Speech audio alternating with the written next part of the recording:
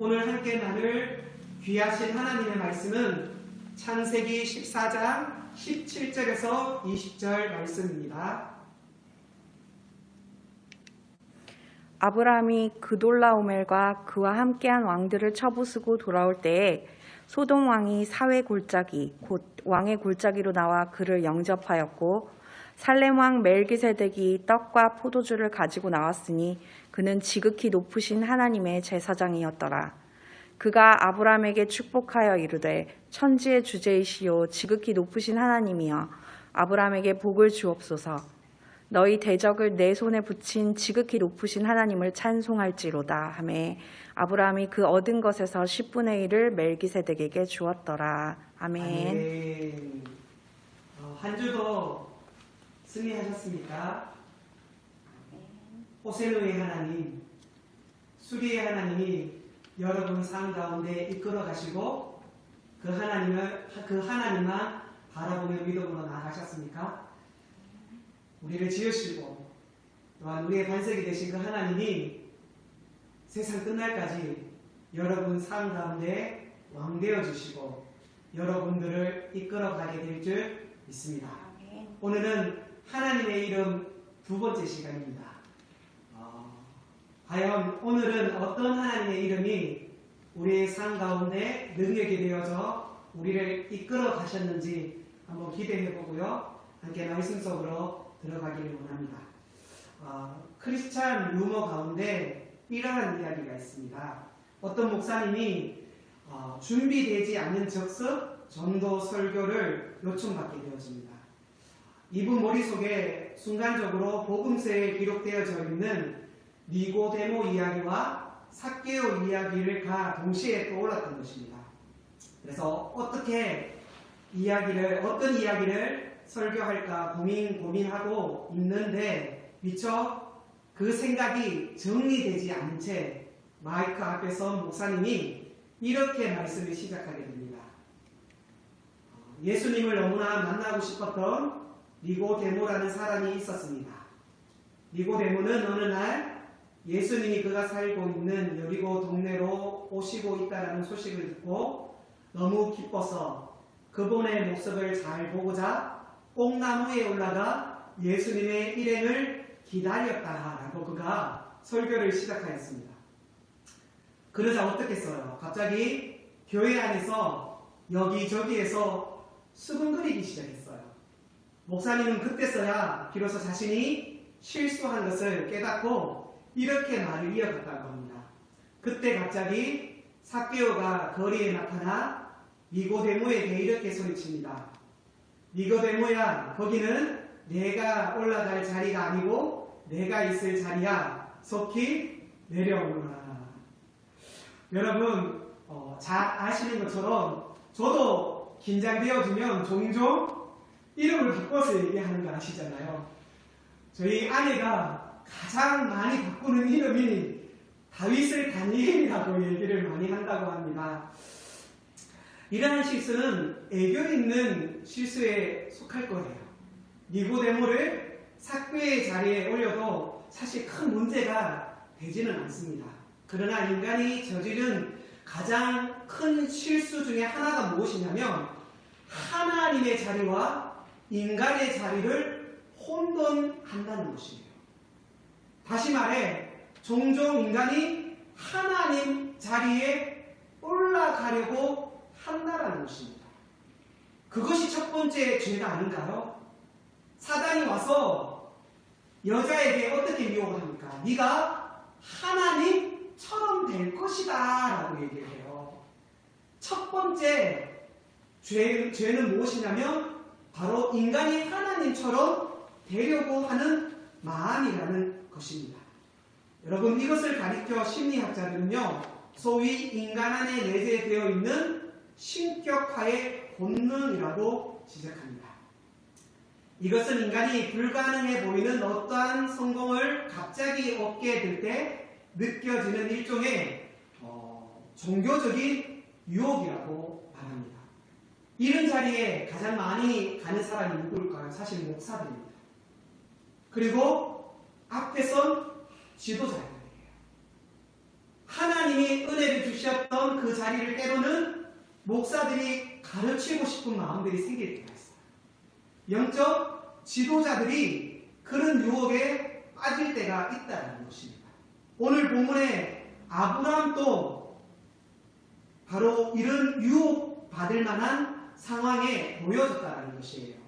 오늘 본문의 배경이 어떻습니까?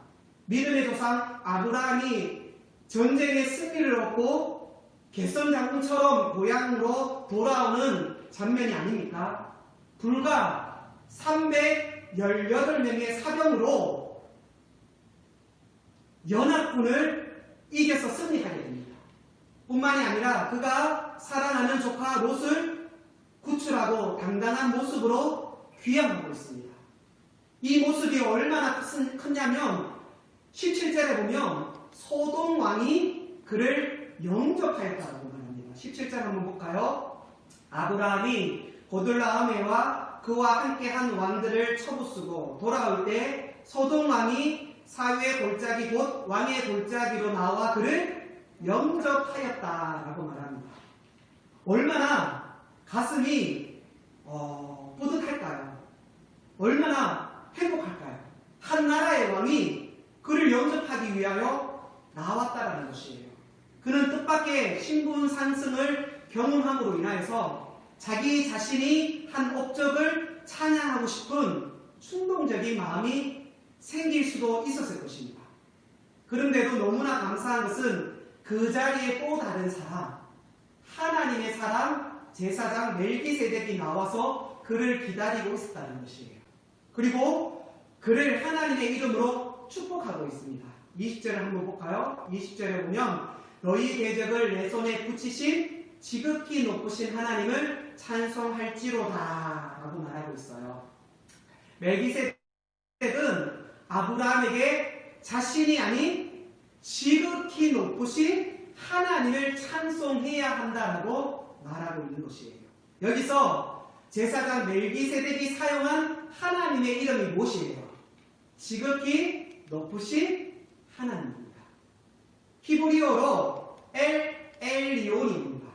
엘은 히브리에서 엘은 하나님을 가리키거든요. 그리고 엘리온은 가장 높은, 최상의 가장 높은 이라는 뜻을 가지고 있습니다.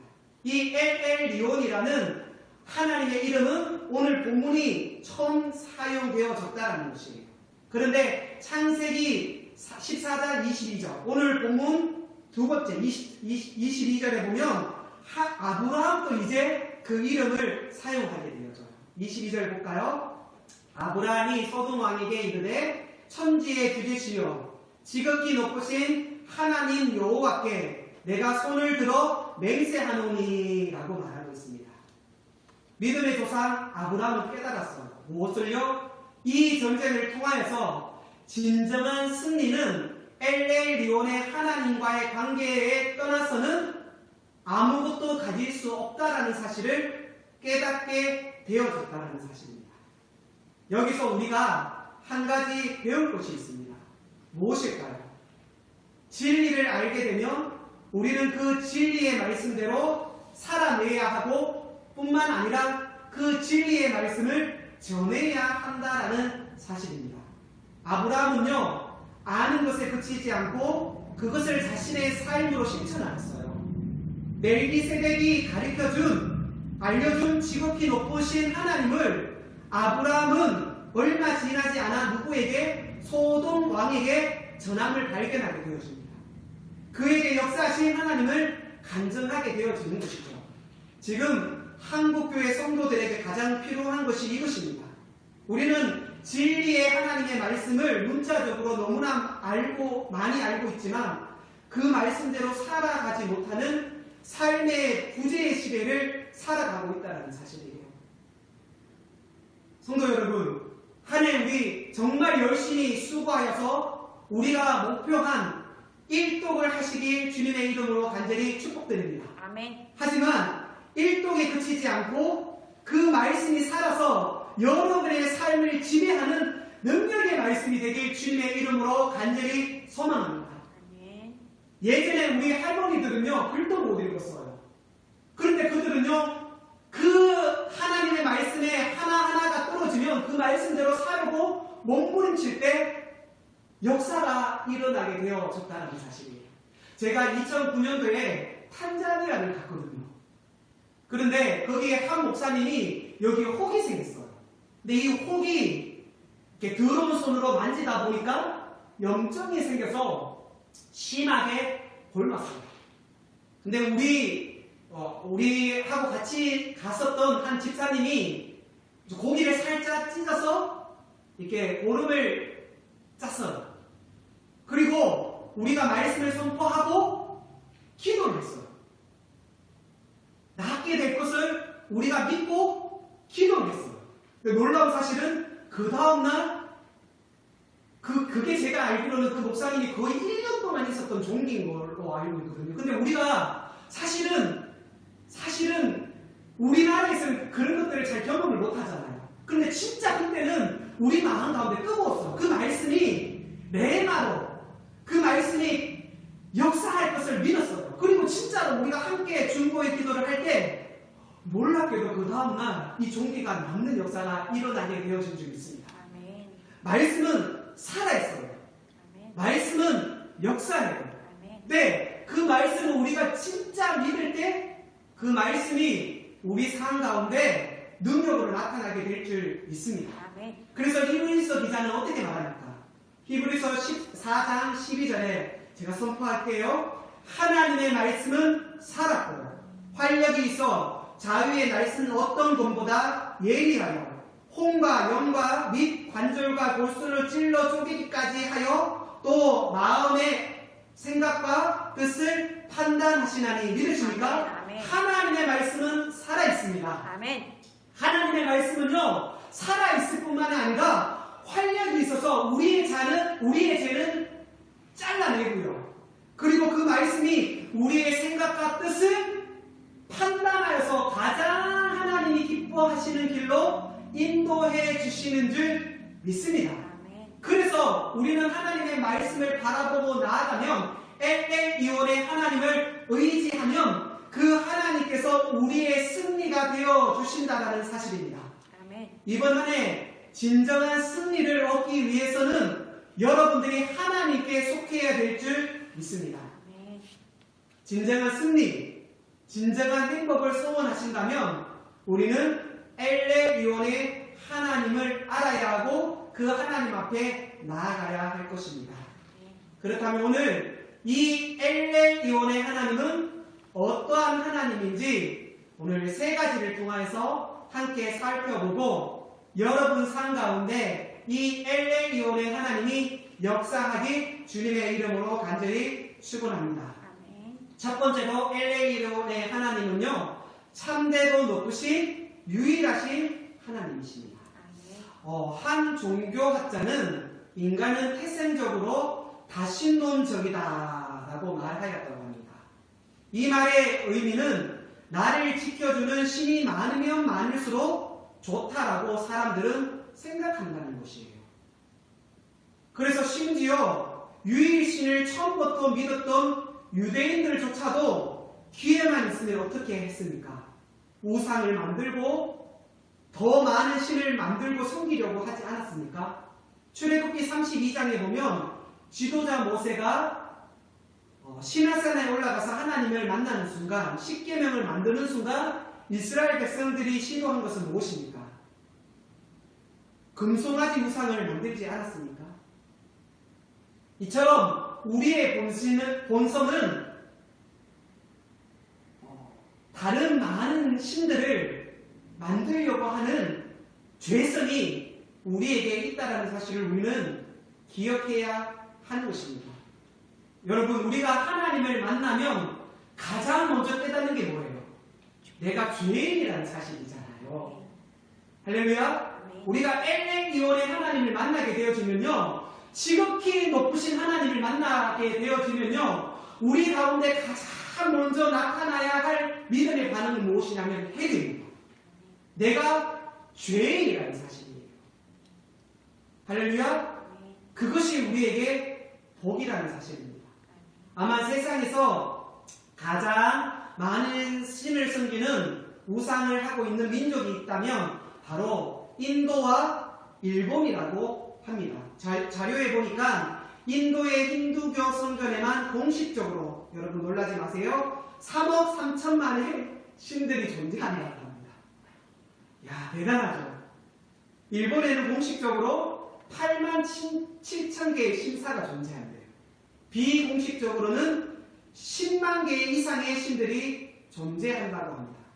그러나 이 많은 신들이 그들을 행복하게 해줄 수 있을까요?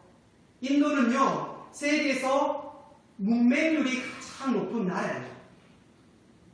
세계에서 인구 비율로 가장 많은 우울증 환자가 있는 나라가 어딘 줄 아십니까? 일본입니다. 이렇게 쉽게 한번 생각해 봤으면 좋겠어요.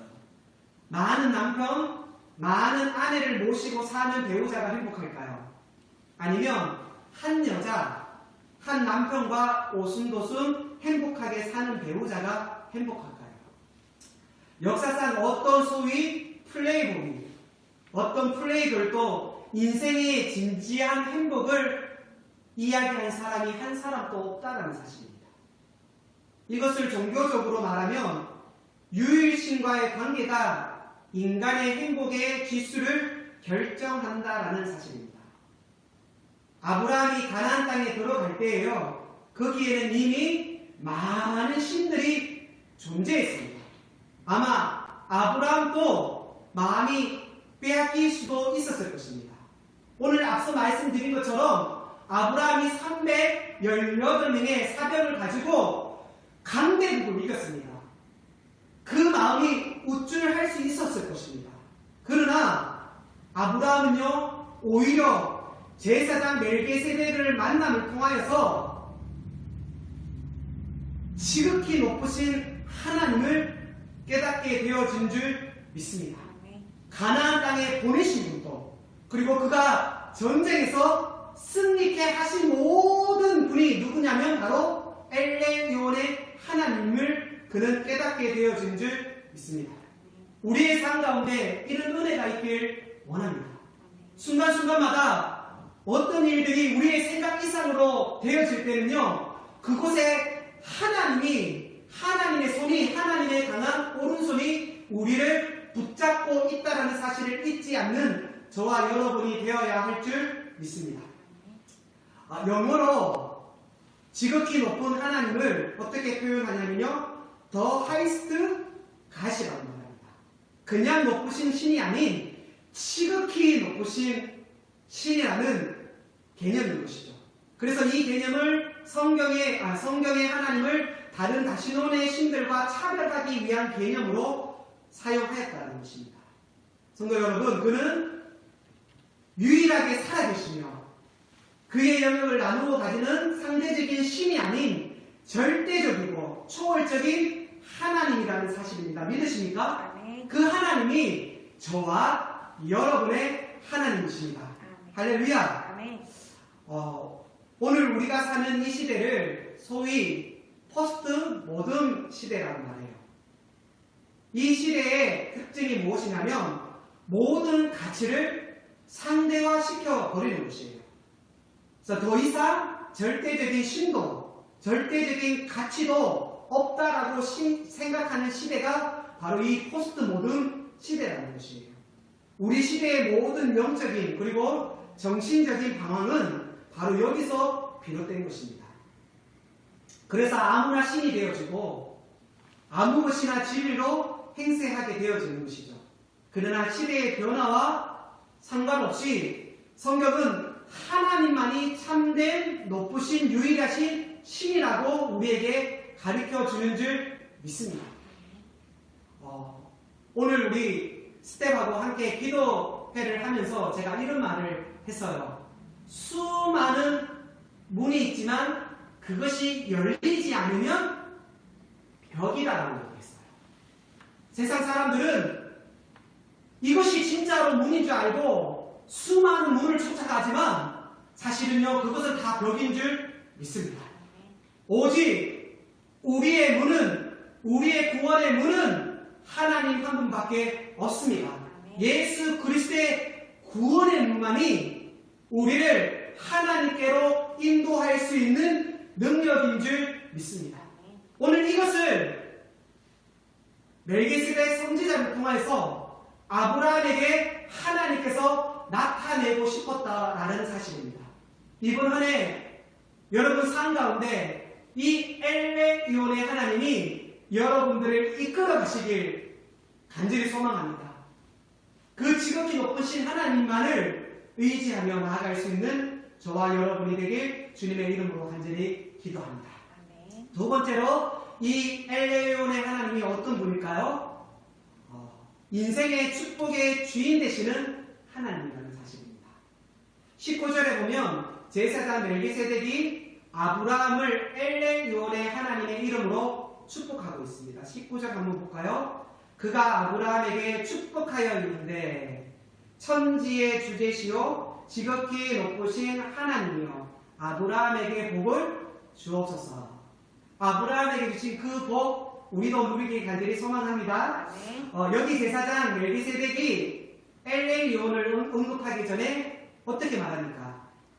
천지의 하나님을 천지의 주제라고 부르고 있는 여기에 우리가 좀 주목해 봤으면 좋겠습니다. 주제라는 말의 의미는 두 가지 의미가 있는데요. 한 가지는 소유자라는 의미가 있고요. 또 한 가지는 창조자라는 말의 의미가 있습니다. 다시 말해 그는 하늘과 땅을 창조하시고 소유하시고 관리하시는 분이십니다. 믿으시죠? 그는 하늘과 땅의 주인이시며 만물의 주인이십니다.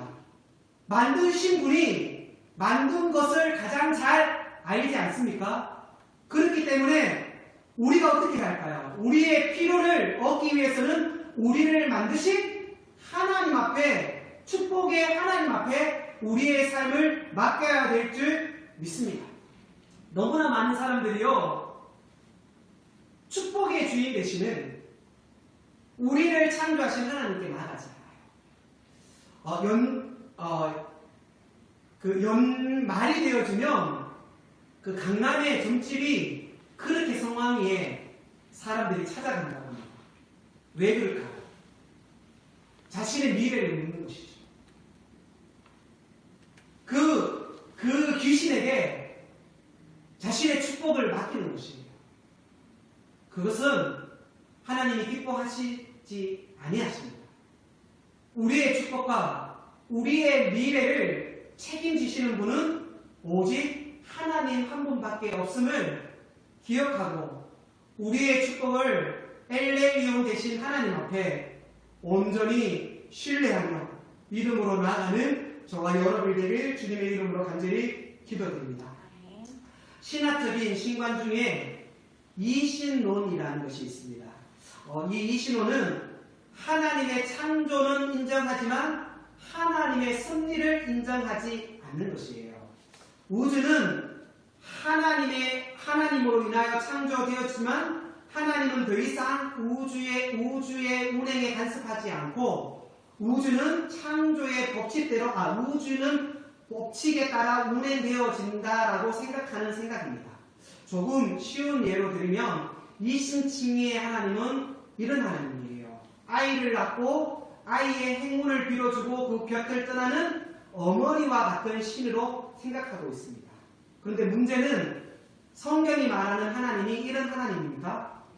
아니죠. 히브리서 1장 2절과 3절을 통해서 우리에게 분명하게 말하고 있어요. 2절 한번 볼까요? 그 모든 날 마지막에는 아들을 통하여 우리에게 말씀하셨으니 이 아들을 만유의 상속자로 세우시고 또 그로 말미암아 모든 세계를 지으셨느니라. 아멘. 그는 만물을 지으신 창조자라고 말씀하죠. 그리고 그 만물을 궁극적으로 다시 세우는 상속자라고 말하고 있습니다. 그러나 여기서 끝나지 않잖아요. 그냥 그가 창조하신 걸로 끝나지 않아요. 3절에 보십시오. 3절에 보면 이렇게 말합니다. 이는 하나님의 영광의 광채시요 그의 본체의 형상이시라. 그의 능력의 말씀으로 만물을 붙드시며 죄를 정결케 하는 일을 하시고 높은 곳에 계신 지극히 크신 이의 우편에 앉으셨느니라. 아멘. 할렐루야. 아멘. 여기에 분명히 어떻게 말합니까? 그분이 창조사이고 창조자이실 뿐만이 아니라 현재에도 만물을 말씀으로 붙잡고 승리하시는 우리의 삶의 주인 되시는 하나님이라고 말씀하신 줄 믿습니다. 그래서 지금 어디에 앉아 계신다고요? 하나님의 우편에 앉아서 하나님께서 그 우편에 앉아서 누구를 이 땅에 보내주신다고 했죠? 성령 하나님을 보내셔서 날마다 그 우편에서 누구를 위해서? 우리를 위해서 축복하고 계신 줄 믿습니다. 그렇다면 그 만물의 주인이시요 관리자 되시고 축복의 근원 되신 엘엘리온의 하나님 앞에 우리의 필요의 모든 것을 가지고 나가야 되지 않겠습니까?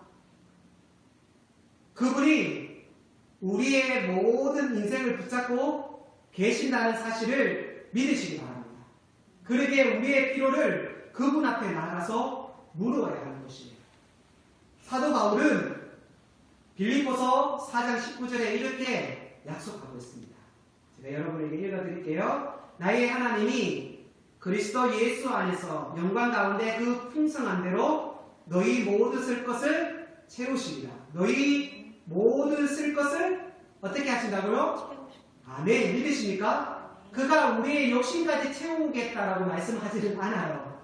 하지만 적어도 그는 우리의 필요한 것들을 공급해 주시겠다라고 말씀하고 있는 것입니다.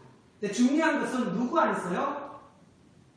그리스도 예수 안에서 우리의 모든 것을 채워주시겠다라고 말씀하고 있는 것입니다. 그러면 그 채워주시는 근본이 누구라고요? 그렇죠. 하나님이시죠. 그렇기 때문에 우리는 하나님 앞에 나아가야 되는 거예요. 그리고 그 하나님 앞에 구해야 하는 거예요. 구하라, 두드리라, 찾으라. 그러면 열릴 것이라고 주님께서 우리에게 말씀하셨잖아요. 그렇기 때문에 우리는 나아가야 하는 것이에요. 우리가 구하는 것은 벽이 되지 않아요. 우리가 구하는 것은 문이 되어질 것이에요. 그래서 열어주실 것이에요. 볼지어다 문 밖에 서서 누구든지 두드리며 내가 그에게 찾아가서 그를 만날 것이고 그와 함께 하시겠다라고 하시는 분이 바로 우리 하나님인 줄 믿습니다. 여러분 갈급하십니까? 여러분 무엇인가 필요하십니까? 우리를 채워주시는 그 하나님 앞에 나아가시길 주님의 이름으로 간절히 기도드립니다. 그가 우리 인생의 축복의 주인인 것을 믿고 그분과 교통 안에서 사는 한 해가 되길 주님의 이름으로 간절히 기도드립니다. 마지막 세 번째로 엘엘리온의 하나님은 누구일까요? 바로 찬송과 감사의 대상이신 하나님이십니다. 20절에 말씀하고 있습니다. 20절 읽어드릴게요. 너희 대적을 내 손에 붙이신 지극히 높으신 하나님을 찬송할지어다. 아멘. 너희 대적을 너희의 손에 붙이신 지극히 높으신 하나님을 찬송할지어다. 할렐루야. 아멘. 여러분 우리도 살아가다 보면 우리를 대적하는 사람들이 있을 거예요. 하지만 그 대적하는 사람들을 어떻게 한다고요? 우리의 손에 붙여주신다는 것이에요. 결국 우리가 믿음으로 살아가면 그 대적자를 우리 손에 붙여줌으로 인하여서 오히려 우리는 하나님께 기뻐 찬양하게 되어진다라는 사실입니다. 승리의 기쁨을 누리는 아브라함에게 하나님은 멜기세덱을 통해서 너희의 승리의 원인이 내게 있는 것이 아니라